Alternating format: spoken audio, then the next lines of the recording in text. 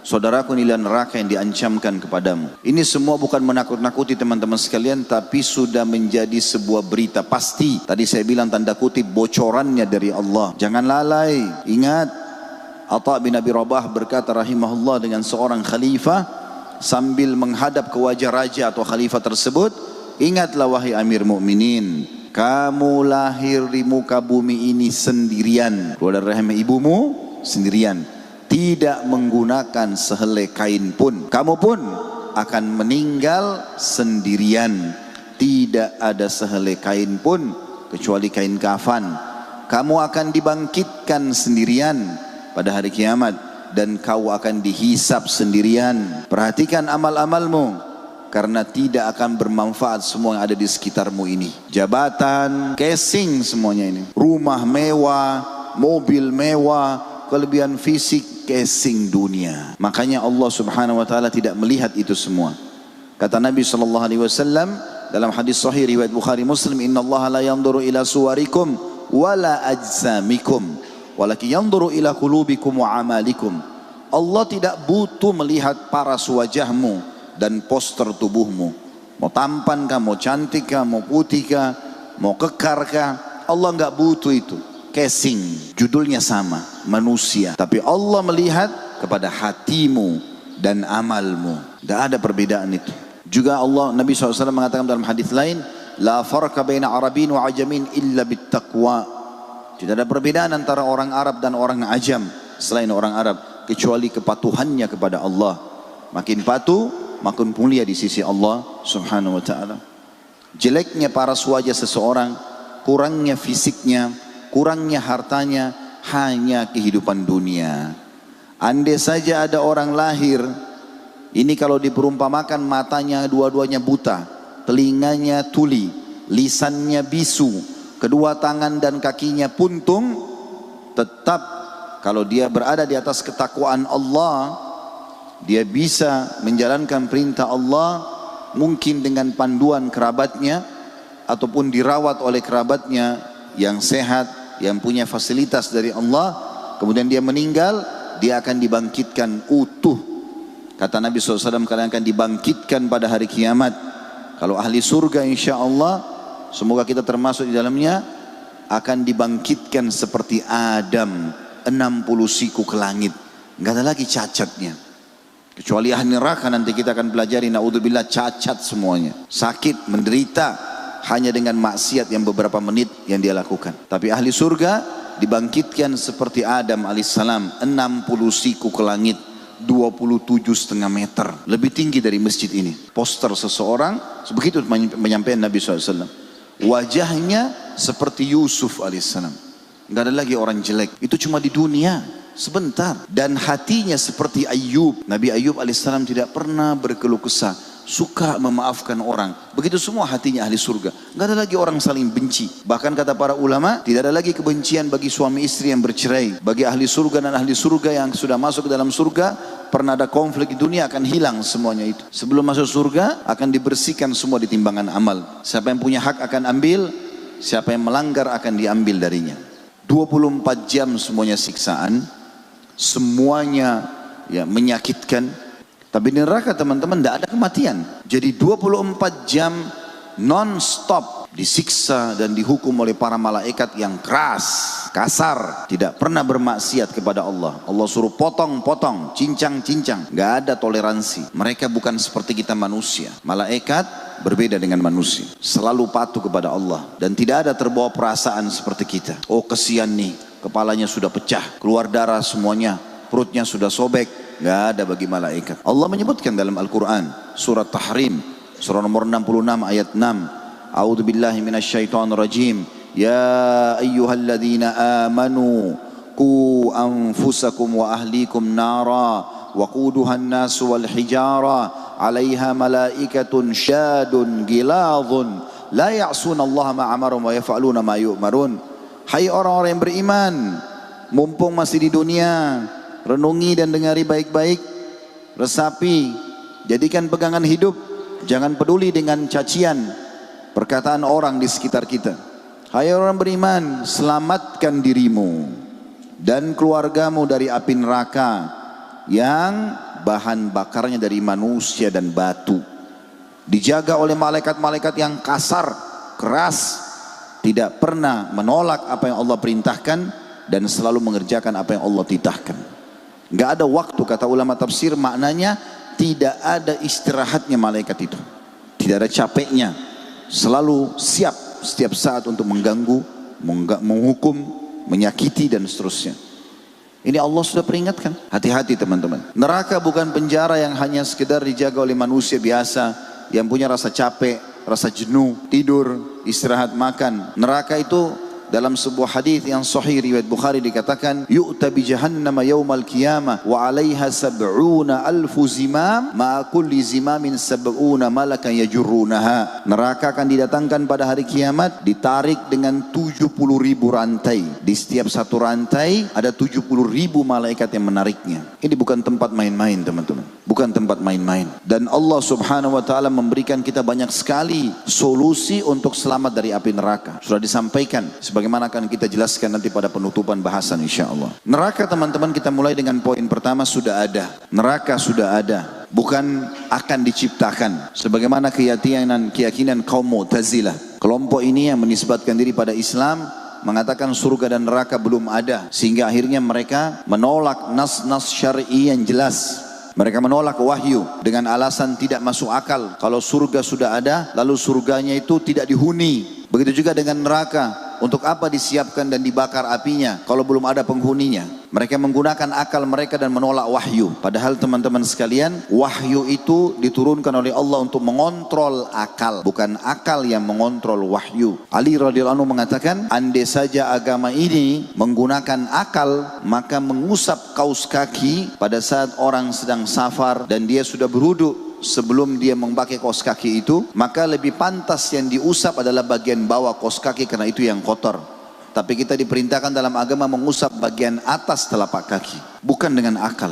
Akal dikontrol oleh wahyu. Akal kita digunakan untuk memahami apa yang Allah berikan, bukan menentang. Gak masuk akal lalu ditolak. Dalilnya mana Ustaz? Neraka sudah ada banyak. Hadis sahih diriwayatkan Ahmad dan yang lainnya, kata Nabi SAW, siapa yang memohon kepada Allah agar dilindungi dari api neraka, ada dua riwayat. Riwayat pertama mengatakan 3 kali sehari, riwayat kedua mengatakan 7 kali sehari. Maka neraka akan mengatakan pada saat itu langsung, neraka merespon sambil mengatakan, ya Allah, hambamu fulan ini telah berlindung kepadamu dariku, maka selamatkan ia dariku. Dan tidak ada seorang hamba pun yang memohon surga sehari 3 kali, riwayat lain 7 kali, kecuali surga akan merespon secara langsung sambil mengatakan, ya Allah, hambamu fulan memohon masuk ke dalamku, maka masukkanlah ia ke dalamku.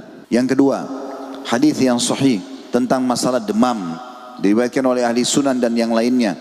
Kata Nabi SAW, sesungguhnya demam itu adalah bagian daripada tiupan api neraka, maka dinginkanlah dengan air. Kalau kita biasa katakan kompres dengan air. Itu hadis Nabi SAW. Ada hadis yang sahih juga yang lain, juga sama diriwayatkan oleh Al-Hakim dan ahli sunan, bahwasanya Nabi SAW mengatakan kepada seorang sahabiat bernama Ummu Mu'ti, kalau saya tidak salah namanya ya, tapi jelas riwayat ini sahih, yang kebetulan lagi demam. Lalu kata Nabi SAW, kenapa kamu berkeluh kesah dan merintih? Kata dia, demam ya Rasulullah, semoga Allah ya tidak memberkahi demam ini. Kata Nabi SAW, jangan kau caci maki demam itu, karena dia akan menggugurkan dosa-dosa seorang hamba. Berhubungan dengan hadis tadi sebelumnya, kalau dia tiupan api neraka. Juga dalam hadis yang lain, kata Nabi SAW, sesungguhnya dalam hadis Bukhari, neraka itu berkeluh kesah kepada Allah tentang sebagiannya membakar sebagian yang lain. Maka kata Nabi SAW, Allah pun mengizinkan neraka untuk bernafas 2 kali. Itulah yang kalian temukan di musim panas yang sangat dan di musim dingin yang sangat. Artinya kita bisa rasakan keberadaan neraka itu. Teman-teman sekalian, neraka adalah hal yang gaib. Makna gaib tidak terjangkau oleh panca indera kita sebagai manusia. Tetapi memang dalam kehidupan kita, Allah sudah perlihatkan kalau kita punya banyak hal gaib yang kita bisa rasakan tapi tidak kelihatan. Mungkin kalau kita saling melihat sekarang, ini bukan gaib bagi kita. Kita bisa melihat satu sama yang lain, kita bisa memiliki handphone, kita bisa membangun rumah, fisiknya kelihatan. Tapi ada juga yang tidak kelihatan, cuma bisa kita rasakan. Contoh misalnya perasaan-perasaan kita, lapar, haus, marah, senang, dirasain nggak? Bisa dirasakan nggak? Baik, kelihatan nggak? Itu gaib. Allah berikan potensi untuk memahami ada yang gaib, ada alam barzah itu, ada surga dan neraka. Dalam kehidupanmu ada bukti kalau ada hal-hal yang gaib, tidak tampak, tapi bisa kita rasakan. Jadi neraka itu sudah ada teman-teman sekalian. Dan Allah subhanahu wa ta'ala sudah menciptakannya jauh sebelum penciptaan manusia. Jauh. Dalam sebuah hadis Bukhari dikatakan pada saat Allah yang maha suci dan maha pemurah menciptakan surga. Dan ini menandakan surga lebih dulu diciptakan oleh Allah. Kemudian Allah menyuruh malaikat Jibril untuk datang dan melihatnya. Lalu Jibril datang ke sana, kata Nabi SAW, lalu kembali. Allah bertanya, bagaimana pendapatmu? Setelah dia lihat semuanya kenikmatan yang ada di sana, pada Jibril malaikat yang beda sama manusia. Dia sudah melihat kemahakuasaan Allah subhanahu wa ta'ala di langit sana. Tapi dia tahu kadar nikmat yang ada pada surga. Dia mengatakan, ya Allah, tidak ada seorang pun hambamu mendengar saja. Tidak usah dia melihat, mendengar saja tentang surga. Seperti yang kita lakukan pada majlis seperti ini misalnya. Maka kata malaikat Jibril, tidak ada seorang hambamu pun yang mendengar tentang surga ini, kecuali pasti akan berlumba-lumba untuk merebutnya atau mendapatkannya. Dengar saja. Lalu Allah SWT ciptakan neraka dan mengatakan pada Jibril, pergilah, lihat. Maka Jibril datang melihat segala macam jenis siksaan yang ada di dalamnya. Jibril pun alaihissalam makhluk Allah yang maha perkasa, yang luar biasa, besar. Kata Nabi SAW dalam sebuah hadis, Jibril alaihissalam Allah karuniai 600 ekor sayap. Kalau satu sayapnya dikebaskan bumi ini, maka akan hancur bumi ini. Jadi masih ada 599 sayap tidak dipakai oleh Jibril, kalau hanya mau menghancurkan kita semua. Makhluk yang sangat besar, luar biasa gitu. Jibril melihat segala macam siksaan di dalam, lalu kembali. Allah tanya, bagaimana pendapatmu? Apa kata Jibril? Demi kemahakuasaanmu, kemahabesaranmu, tidak ada seorang hambamu mendengar saja, kecuali pasti dia akan berlindung dan menyelamatkan diri darinya. Lalu Allah subhanahu wa ta'ala menghiasi surga dengan hal-hal yang tidak disukai oleh jiwa. Bangun sholat malam, bersedekah lagi butuh, harus bakti sama orang tua walaupun orang tua kita mungkin rewel, segala macam hal Allah hiasi dengan hal-hal yang mungkin manusia tidak suka. Lalu kemudian Allah hiasi neraka dengan hal-hal yang penuh dengan syahwat, mengambil haknya orang lain, menindas orang lain, memukul, apa saja kesalahan-kesalahan. Lalu Allah menyuruh Jibril, pergi lihat lagi surga dan neraka. Setelah dia lihat surga, lalu dia kembali. Allah tanya, bagaimana pendapatmu? Dia bilang, saya tidak menyangka ada hambamu yang bisa masuk ke dalamnya. Lalu pada saat lihat neraka, lalu kata Jibril AS, saya tidak menyangka ada hambamu yang bisa lolos darinya. Tapi neraka dan surga sudah ada, bukan tidak ada. Makanya Nabi SAW juga mengatakan kepada para sahabat, ingatlah, surga seseorang di antara kalian lebih dekat dengan kalian daripada tali sendal kalian sendiri. Azan, sholat, ada orang tua bakti, ada orang miskin sedekah, tiap hari buat kebaikan, tinggalkan haram, mati masuk surga. Mudah sekali. Toh kita juga semua akan mati. Sesehat apapun badan kita, setinggi apapun jabatannya, sebanyak apapun hartanya, mati. Ujungnya mati. Tidak bisa kemana-mana, pasti mati. Qul innal mauta alladhi tafirruna minhu fa innahu mulaqikum thumma turadduna ila alimil ghaibi wasyahada fayunabbi'ukum bima kuntum ta'malun. Katakanlah hai Muhammad, bahwasanya kematian yang engkau lari darinya pasti akan mendatangi kalian. Lalu kalian akan dikembalikan kepada zat yang maha mengetahui semua yang nyata dan semua yang gaib, dan akan memberitahukan semua apa yang kalian kerjakan. Kita teman-teman sekalian akan kembali ke sana dan ada kenyataan. Juga kata Nabi SAW, dan neraka juga lebih dekat kepada seseorang di antara kalian daripada tali sendalnya sendiri. Durhaka sama orang tua, suka berbuat kemaksiatan, ganggu orang sana, ngambil haknya orang yang ini, terus saja tiap hari, mati masuk neraka. Mudah sekali kalau masuk neraka. Begitu juga sebagaimana mudah orang masuk ke dalam surga. Lanjutan bahasan selain masalah neraka itu sendiri adalah pintu-pintu neraka. Neraka memiliki 7 buah pintu. Allah subhanahu wa ta'ala menyebutkan dalam Al-Quran, dalam surah Al-Hijr ayat 43 sampai 44. Surah nomor 15 dalam Al-Quran. A'udzu billahi minasyaitonir rajim. Wa inna jahannama lamaw'iduhum ajma'in. Laha sab'atu abwabin likulli babin minhum juz'un maksum. Dan sesungguhnya Jahannam itu benar-benar tempat yang telah diancamkan kepada mereka, para pengikut-pengikut syaitan. Semuanya Jahannam itu memiliki 7 pintu. Tiap-tiap pintu telah ditetapkan untuk golongan yang tertentu dari mereka. Ibnu Juraij berkata tentang ayat di atas, yang pertama, pintu pertama namanya Jahannam. Kemudian pintu kedua bernama Ladza. Pintu ketiga Hutama. Pintu keempat Sa'ir. Pintu kelima Saqar. Pintu keenam Jahim. Dan pintu ketujuh yang paling berat adalah Hawiyah, yang paling dasar. Pintu-pintu neraka tertutup rapat, sebagaimana Allah berfirman, sesungguhnya api itu ditutup rapat atas mereka. Dalam surah Al-Humazah, surah nomor 104 ayat 8. Innaha alaihim mu'sadah. Sesungguhnya neraka itu pintunya akan menutup. Makna lainnya juga apinya akan melekat di kulit-kulit seseorang di antara mereka.